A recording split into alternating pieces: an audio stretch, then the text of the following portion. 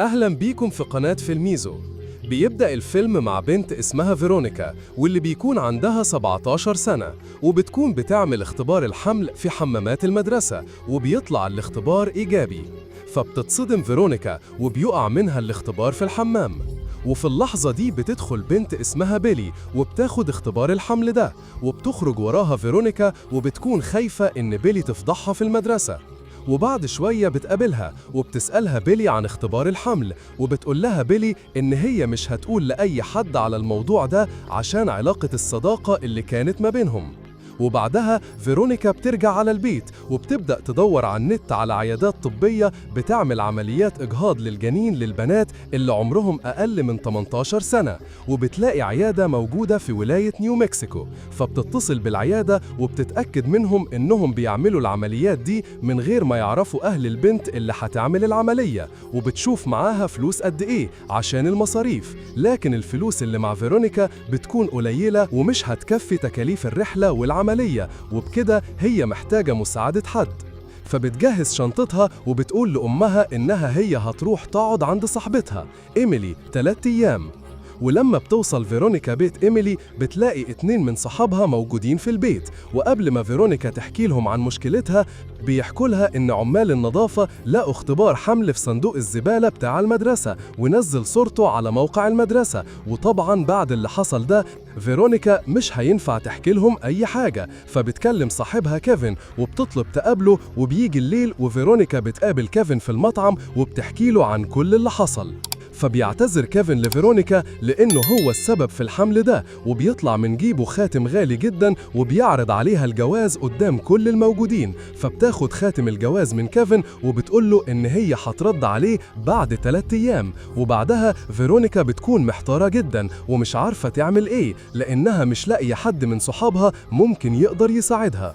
وفجأة بتيجي في بالها إنها تروح لصاحبتها بيلي، فبتروح لها على البيت بسرعة. وهنا بيلي بتستغرب لما بتشوف فيرونيكا، فبتحكي لها فيرونيكا على اللي هي عاوزة تعمله، وبتطلب منها إنها تروح معاها العيادة اللي هتعمل فيها العملية، وبتعرفها كل التفاصيل عن الرحلة. فبتوافق بيلي تساعدها، خصوصا إن أبو بيلي موجود في ولاية نيو مكسيكو وممكن إنه يساعدهم. وبعدها بيركبوا العربية وبيبدأوا الرحلة. وأول حاجة بتعملها فيرونيكا إنها بتبيع الخاتم اللي أخدته من كيفن، وده عشان تكمل على الفلوس اللي معاها وتقدر تدفع تكاليف العملية. وبعدها فيرونيكا بتاخد فلوس الخاتم من صاحبة المحل وبتخرج تكمل رحلتها هي وبيلي، وبيفضلوا ماشيين بالعربية في طريقهم للعيادة في نيو مكسيكو. وبعد شوية وقت بيكونوا تعبانين ومحتاجين يناموا، وتاني يوم فيرونيكا وبيلي بيكونوا نايمين في العربية، وبعد ما بيصفوا من النوم بينزلوا من العربية وبيلاقوا نفسهم قدام بيت بيتر. فبيدخلوا البيت وبيتفاجئوا ان رابيكا مجهزه لهم الفطار،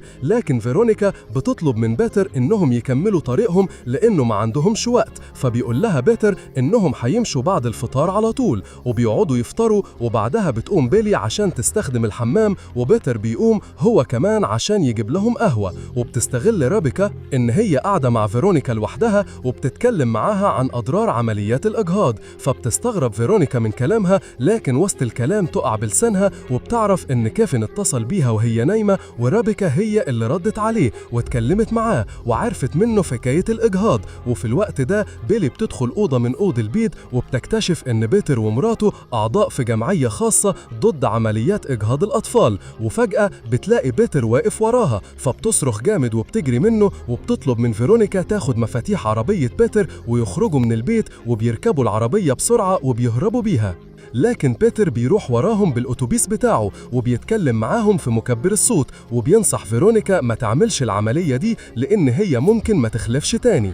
فبتطلب من بيلي تزود السرعة عشان يهربوا من الراجل المجنون ده، لكن بيلاقوا نفسهم ماشيين وسط الصحراء وبيكون قدامهم منحدر عالي. فبتجيلهم هنا فكرة ذكية وبيعملوا خداع لبيتر وبيقدروا يهربوا منه. وبعدها بيفضلوا ماشيين كتير في الصحراء وبيكونوا تعبانين وعطشانين، لكن أول ما بيشوفوا شريط السكة الحديد قدامهم بترد فيهم الروح مرة تانية، وبيجروا ناحيته وبيكون في قطر معدي من قدامهم. فبيحاولوا يمسكوا فيه عشان يركبوه، لكن ما بيقدروش يعملوا كده لأن القطر بيكون جاي سريع جدا. وبعدها فيرونيكا بتكون محبطة جدا وبتفضل تكلم نفسها عشان هي زعلانة من اللي بيحصل لها.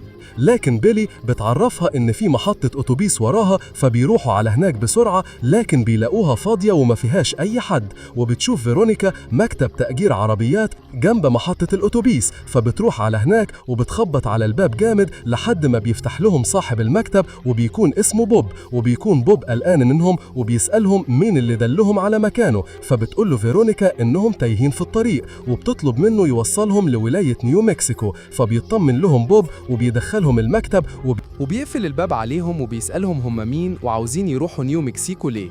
فبتحكي له فيرونيكا الحكاية وبتصعب على بوب جدا، وبيوافق إنه يوصلها. لكن وهما في الطريق بيلي بتنام وفيرونيكا بتكون قاعدة بتفكر في العملية، وفجأة صحاب فيرونيكا بيتصلوا بيها وبيقولوا لها إنهم عرفوا إن بيلي تبقى هي صاحبة اختبار الحمل، وده لأن في حد شافها وهي بترميه في الزبالة. وبيفضلوا يتكلموا عن بيلي بطريقة مش كويسة، وفيرونيكا ما بتدفعش عن بيلي خالص. بالعكس، لما أصحابها بيسألوها عن أخلاق بيلي بما إن هي كانت صاحبتها قبل كده، بتقول لهم عنها كلام وحش. لكن بيلي بتكون صاحية وبتسمع كل الكلام اللي هي قالته عليها، فبتزعل وبتتعصب جامد وبتنزل من العربية. وبتنزل وراها فيرونيكا عشان تعتذر لها، وبتقول لها إن هي عملت كده عشان تحمي نفسها من الفضيحة. فبتتخانق معاها بيلي وبتعرفها إن هي إنسانة أنانية، وبتفكرها إن هي الوحيدة اللي وافقت إن هي تساعدها وتقف جنبها، وكان جزائها إن هي تغلط فيها مع صاحبتها. وبتسيبها وبتمشي. وبعدها بترجع فيرونيكا وبتكمل رحلتها لوحدها وهي حزينة، وبتكون زعلانة جدا من نفسها بسبب اللي هي عملته مع بيلي. لكن بتفكر إن بيلي ممكن تكون راحت عند أبوها، فبتوصف لبابا أبو بيلي وبتطلب منه يوصلها ليه. وهنا فيرونيكا بتشوف بيلي وهي بتتكلم مع أبوها، وبالرغم من إن أبو بيلي بقاله فترة طويلة ما شافهاش، لكنه بيكون متضايق من زيارتها دي وبيطلب منها إنها تمشي. فهنا بتتدخل فيرونيكا وبتقول لأبو بيلي إنه ما ينفعش يكون أب البنت زي بيلي. وبتفضل فيرونيكا تتكلم عن بيلي وعن كل صفاتها الجميلة، وبتكون فيرونيكا متعصبة جدا من أبو بيلي وبتفقد عصبها وبتضربه بساعة كهربائي، وبتاخد بيلي وبتجري بيها على العربية. وبتعتذر فيرونيكا لبيلي وبتقول لها إن هي أفضل صديقة ليها، وبتقبل بيلي اعتزالها وبيركبوا العربية وبيكملوا في الطريق. وبعد شوية وقت بيوصلوا العيادة وبيودعهم بوب وبيطلب منهم إنهم يخلوا بالهم من نفسهم.